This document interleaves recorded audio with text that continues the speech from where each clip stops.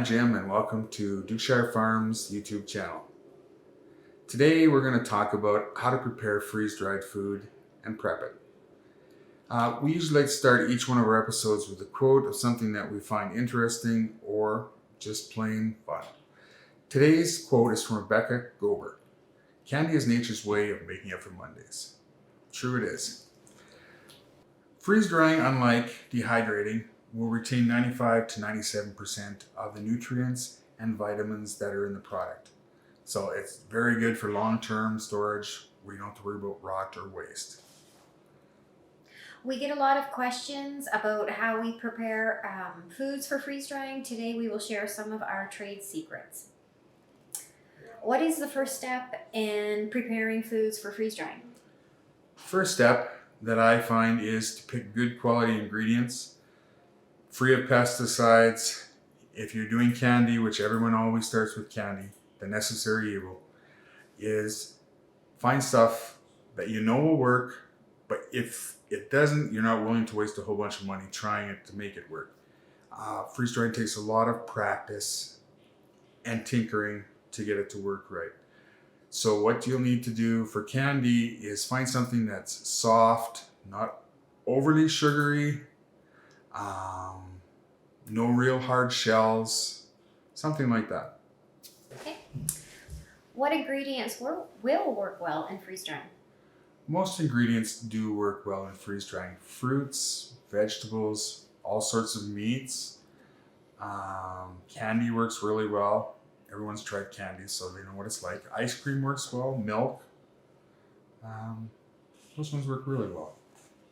What foods don't freeze dry well? Any food that is really oily does not work well. Prime example, peanut butter. Peanut butter does not work well. Yet, a PB2, which is a peanut butter substitute, works really well. You can mix it with your stuff to replace that flavor. Bread does not freeze dry well. Bread, it will turn into croutons, but if you try to rehydrate it, you're going to end up with soup. There's nothing you can do about it.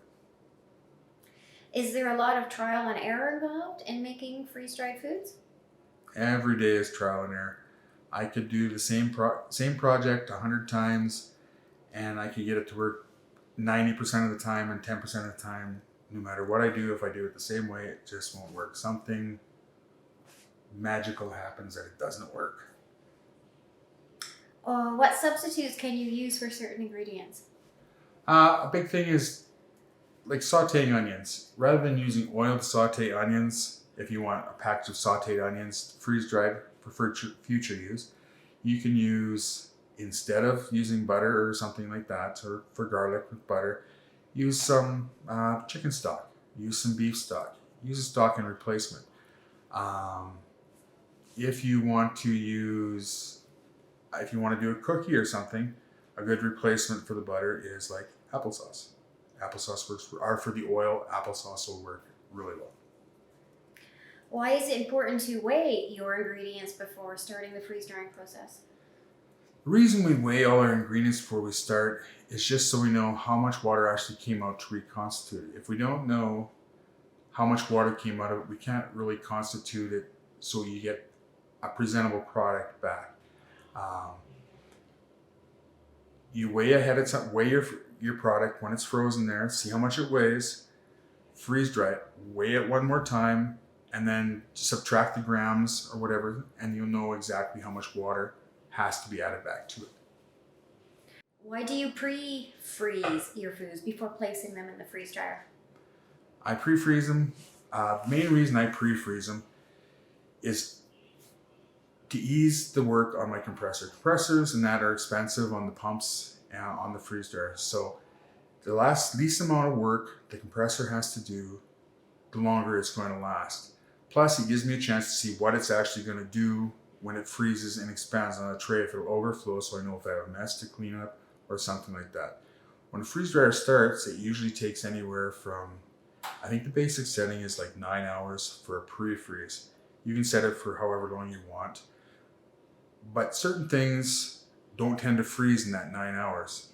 Typically, I've seen orange juice where the high sugar content will not freeze. If it won't freeze ahead of time, you know it's not going to do well in your freeze dryer.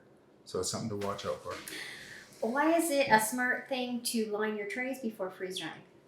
Reason I line my trays before I do it is I can stack multiple layers on my tray. If I'm doing tomatoes or something like that, or bananas or oranges, I can get multiple layers. Products with such like oranges, something with a high sugar content, they have a tendency to stick to the bottom of the tray, and you're left with the residue, sugar residue on there. So it makes it much harder for cleanup. This just makes it a lot easier to remove it from the tray if you got to crumble something, or package it a lot easier. What is the best ways to rehydrate food when you're ready to eat it? There's many ways you can rehydrate. I've seen people use steamers, microwaves, boil water and add to it. It all depends on what you're doing. If you're using candy, the best way to do candy, just put it in your mouth and let your mouth take care of it. You absorb all the flavor from that food, and your mouth provides the moisture, which enhances it, which gives you the good feeling. If you're doing stuff like soup or something like that, add your water to it, boiling water. You can pour your product into a pot and add water to it and just heat it up. But by far, I would say for the most stuff that's done, for snacks and stuff like that, your mouth does all the work for you.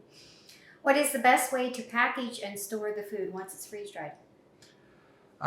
If you're looking for short-term storage, you can use a thin Mylar bag, like 3 or 5 mils, with a nice little window on the front so they can see what your product is at the farmer's market or something like that.